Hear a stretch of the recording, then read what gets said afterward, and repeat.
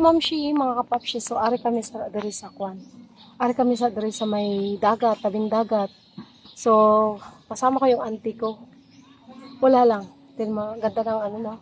Ang ganda ng paligid. So kami lang ng auntie ko, nag-ano kami, nag-ibay kami. Sobrang ganda dito guys. Papakita ko. Tingnan niyo yung auntie ko andun oh. So ayun yung auntie ko oh. Pumunta siya kasi tiningnan niya yung ano doon. Tiningnan niya yung dagat. So guys, ang daming nakaligo dito.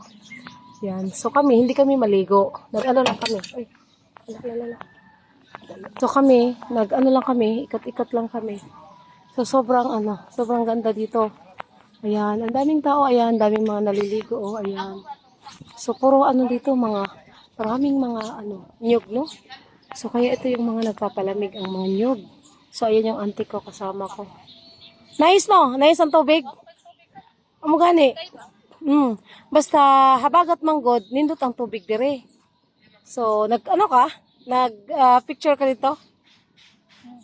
So ayan oh, ang daming nangaligo. Pwede pa kita dito mutuyok oh, dito sa unahan. Tara, pwede ta. So ayan, daming naliligo. Hindi mag-con tent mo.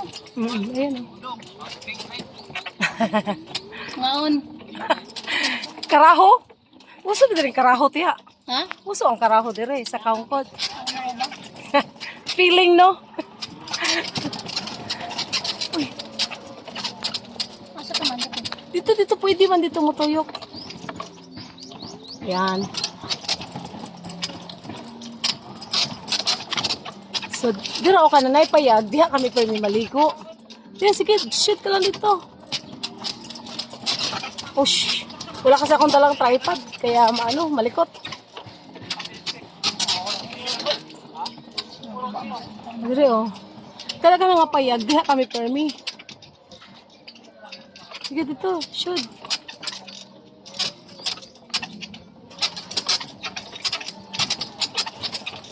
Yan. Kana oh, ang payag ti oh. Apay na mo permi dira kaliguanan. Ang bakong dito, may Ara man dira, sige lang. wala may nakatang man ilang mga motor diya. Ha? Nakatang oh. Ara man dira tuyo kanan. Sige lang, diretso lang, kabisado ko lagi na. So guys, sobrang ganda dire oh. Ang barko diha nga gi-parking sa una gitangtang na. Ayan. Ara man dito yung kanan.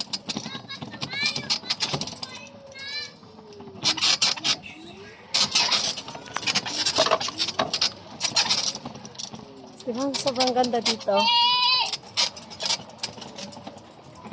So guys, ano to Barangay Kaungkod. Ayan, pwede ka tuyok dito. Diba? Daming naliligo.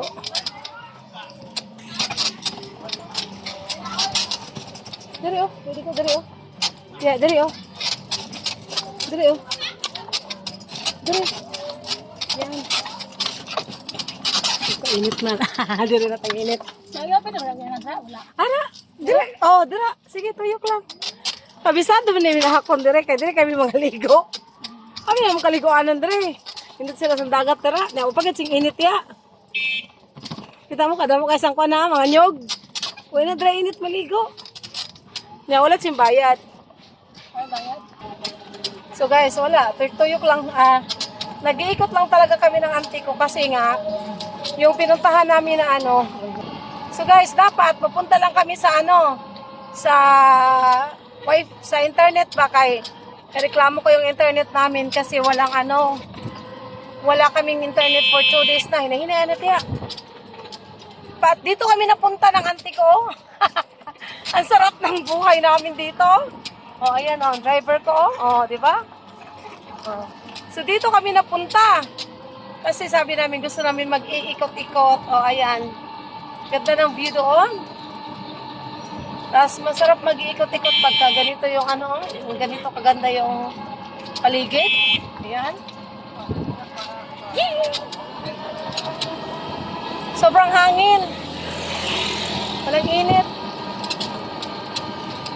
So guys, naiinis na ako kasi ang hirap ng walang internet sa bahay kasi pag si Clifford kasi tumatawag, nahirapan kami. So kahapon, bumili lang ako ng load kahapon para makapag video call kami. So hanggang ngayon wala pa din, 2 araw na. So ayan, iniikot na lang natin ang ating kalagot. Ang akong driver, oh. Mga kamamshi, mga kapapshi, ito yung kagandahan, oh. Kapag dito ka nakatira sa isla, ang sarap kapag nag-travel ka kasi walang ka-traffic, oh. At saka yung driver mo, oh, hindi ma-stress, oh, di ba? Show paghapon ang driver, oh. Oh, ka-show pa sa driver, oh. Ka-show pa sa driver kay, oh, dili ma-stress kay walay traffic, di ba? Oh, relax kayo ang driver. Ito yung kagandahan kapag nasa isla ka.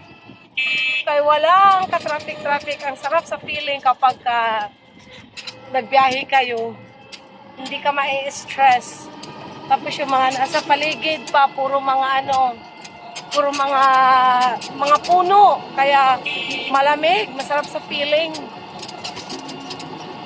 O diba, ang sarap dito mag-travel. Diri ang kwantiya, diri ang diskuhanan sa Barangay Pili Banda. Diri sa unahan. Tudlon ako sa imo. Sadya na kay diri sa may pista na mo kay tao tiya. Tanaw mo. Nalamig yung mga kwan. Dili, uy, mga kwan ina. Ginatras, crop. Nang mamalitay sa mga kwan ba?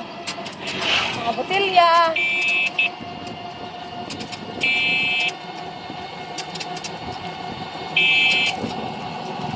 Oh, kahit mag-bike ka dito, masarap sa feeling kasi hindi ka matatakot eh.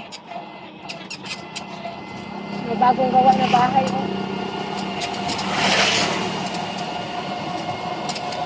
So guys, mura lang ang dito, mura lang ang mga lupa dito. So madalas ang mga lupa dito, mura lang ang square meter kung dito ka banda, ha.